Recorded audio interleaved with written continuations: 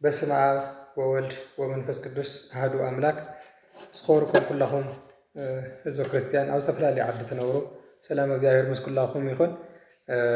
ሎማዓንቲ ዝመፃ ኩሉ ሕፅር ዝበለት መልእኽቲ እያ። እዛ መልእኽቲ እዚኣ ናብ ኩሉ ክትባፃሕ ሼር ገርዋ ኣይትሕልፍዋኹም ስክሎሬት ትገሩ ንሽቲ ያዳምፁ ስለ ትጠቕመና ማለት እዩ። ሎማዓንቲ ዝመፃ ኩላ ስለ ናይ ቤተክርስትያንና ጉዳይ እዩ። እቲ ናይ ቤተክርስትያን ጉዳይ እንታይ እዩ ከምዚ ስዕቢ ከቕርበልኩም እየ ማለት እዩ። ኣብዚ ሰሙን ውሽጢ እዚ ናይ ቆሎ ተምሃሮ ይግፈፍ ኣለዉ ይወሰድ ኣለዉ ማለት እዩ። ካብ ቤተክርስትያን እዮም ዝወሰድ ዘለዉ። እዚ ነገር እዚ ዓብዪ ነገር እዩ። ነገር ግን ኣነ ጥራሕቲ ኣይኮንኩ ኩሉ ናይ ቤተክርስትያን ኣቦታት እዚ ነገር እዚ ክኹነን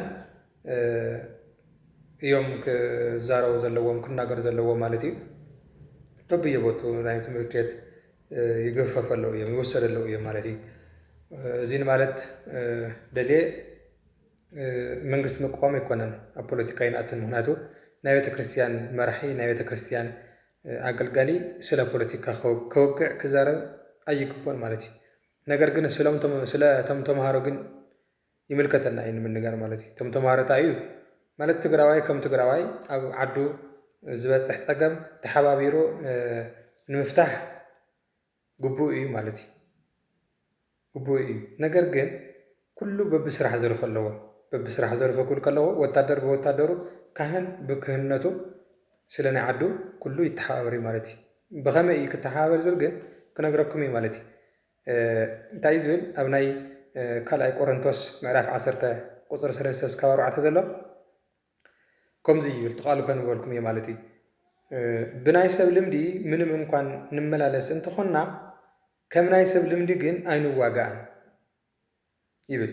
ቅፅል ኣቢሉ ካብ ቁፅሪ 4 ደሞ ናይ ጦር ኣቕሓና ስጋዊ ኣይኮነን ምሽግን ምስባር ግን ኣብ ቅድሚ እግዚኣብሔር ብርቱዕ እዩ።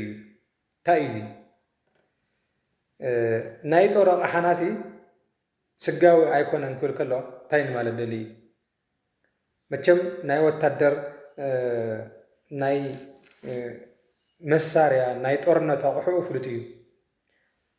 ሽጉጥ ድዩ ጠበንጃ ድዩ መትረየስስ ድዩ ድሽካ ድዩ ካሊእ ድዩ ኤቭሪቲንግ ምንም እዚ ስንዓኻትኩም ግልፂ ማለት እዩ ክኾን ይኽእል እዩ ማለት እዩ።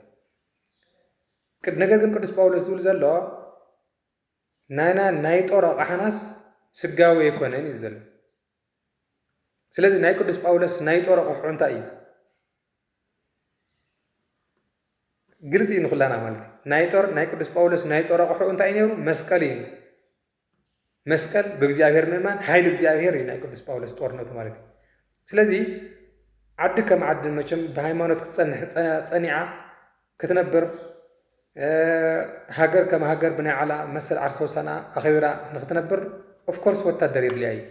ወታደር ግን ክልተ ዓይነት እዩ። ናይ እግዚኣብሔር ወታደር ኣሎ፣ ናይ ስጋዊ ወታደር ኣሎ። ስለዚ እዞም ተምሃሮ እዚኣቶም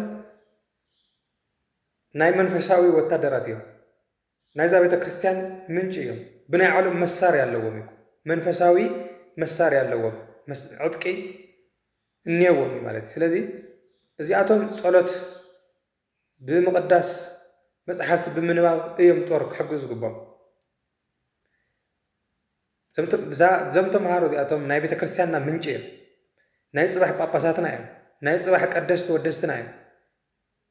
ከመይ ገይሮም ናብ ጦር መሳርያ ናይ ስጋዊ ጦር ክሕዙ እኮ ይግብኦም። እዚኣቶም ናይዚኣቶም መሳርያ ናይዚኣቶም ጦር መሳርሒ ስጋዊ ክኾነ ይግብኦም፣ መንፈሳዊ መሳርያ እዮም ክሕዙ ዝግብኦም። ስለዚ እዞም ተምሃሮና እዚኣቶም ናይ ቤተክርስትያን ወታደር እምበር ናይ ስጋዊ ወታደራት ኣይኮኑን።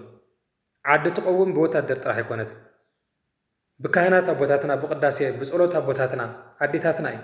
ስለዚ እታ ቤተክርስትያን እዚኣ መን እዩ ከገልግላ? ኩሉ በብዝኽእሎም ከገልግል ንዓዱ ቅድም ተናግረየ ኣለኹ እየ ትኽክል እዩ ከገልግል ይግባእ እዩ። ነገር ግን እዚኣቶም ናይ ቤተክርስትያን ኣገልገልቲ እዮም።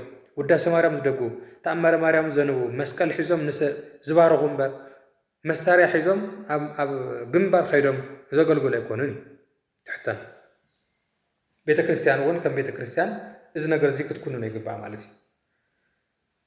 ሃይማኖት ትጸንዕ በቶም ኣብቲ ጉባኤ ዘለው ተምሃሮ በቶም ሕዚ ዝግፈፉ ዘለው ተምሃሮ ናይ ፅባሕ ጳጳሳትና ናይ ፅባሕ ካህናትና ክንቀድም ዝበልኮ እዮም እምበር ስጋውያን ኣይኮኑን። ስለዚ ዓገ ጌጋ መንግስቲ እዚውን ክፈልጦ ይግብኦ። ንሕና ናብ ፖለቲካ ይናተን ፖለቲካ ዝጀመር ኣነ ንዓና እውን ዝምጥነና ኣይኮነን ፖለቲካ ናይ ቤተክርስትያን ኢና እምበር ናይ ፖለቲከኛታት ኣይኮነ። ስለዚ እቶም ተምሃሮ ዝግፈፉ ዘለው ካብ ከብየ ቤተክርስትያን ካብ ጉጂ ንዑ ተላዓልና ተባልኩ ዝውሰዱ ዘለው ብጥሜቶም ተደፊኦም እንዳሓደርስ እንደገና ንዓ ተላዓል ኪድ ናብ ስልጠና ክበሃሉ ኣይግብኦምን እሞ እዚ ነገር እዚ መንግስቲ ክሓስበሉ ይግብኦ። ኣቦታትና እውን በዚ ነገር እዚ ክትናገሩ እዩ ዝግብአኩም። ንዓኻትኩም ኣሚኑ መንበረ ሰላማና ከም መንበረ ሰላማ እዚ ነገር እዚ ንኽኩንኖ ንሕና እውን ፃውዒትና ነቕርብ ማለት እዩ። ሃገረ ስብከትና እውን ሃገረ ስብከት መቐለ ከም ሃገረ ስብከት እዚ ነገር እዚ እንዳኾነኖ መፅኡ እዩ። ብጣዕሚ ደስ ዝብል ኣነ ሰሚዐዮም ኣለኹ ብዙሓት መምሃራና በዚ ነገር እዚ በዚ ጉዳይ እዚ ክነጋገሩ ሰሚዕ ኣለኹ እየ። ስለዚ እዚ ነገር እዚ ጠጠው ክብል ኣለዎ ማለት እዩ። ናይ ቤተ ክርስቲያን ተምሃሮና ናይ እግዚኣብሔር ወታደር እምበር ናይ መንፈሳዊ ወታደር እምበር ናይ ዓለማዊ ወታደር ኣይኮኑ። ስለዚ ኣብዚ ዓገብ ጠጠው ክብል ኣለዎ ማለት እዩ። ይቐኒለይ ስለ ዝሰማዕኹኒ